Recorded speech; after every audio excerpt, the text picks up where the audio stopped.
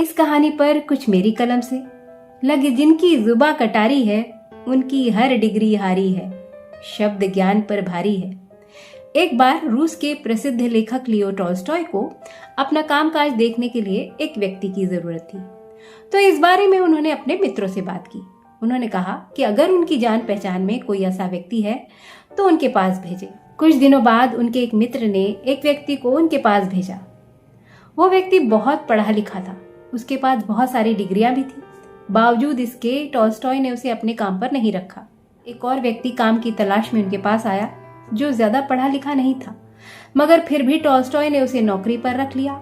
जब उनके मित्र को ये बात पता चली कि एक कम पढ़े लिखे व्यक्ति को उन्होंने नौकरी पर रख लिया है, तो उन्होंने टॉल्स्टॉय से इसका कारण पूछा।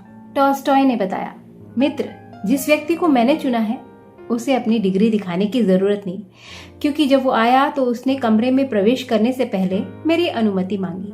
दरवाजे पर पड़े पायदान पर उसने अपने जूते साफ किए, फिर वो कमरे के अंदर आया।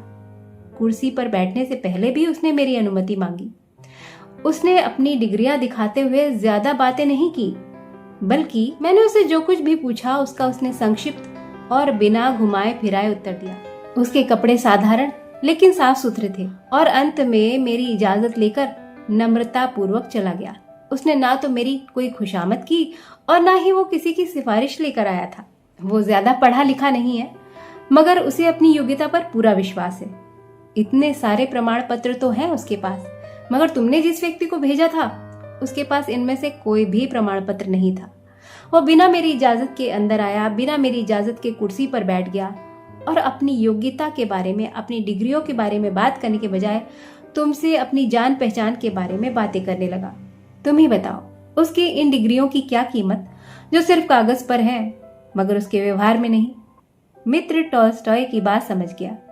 तो हमारी असली योग्यता हमारी मेहनत के साथ हमारे संस्कार, हमारी सभ्यता और हमारे व्यवहार में छुपी होती है।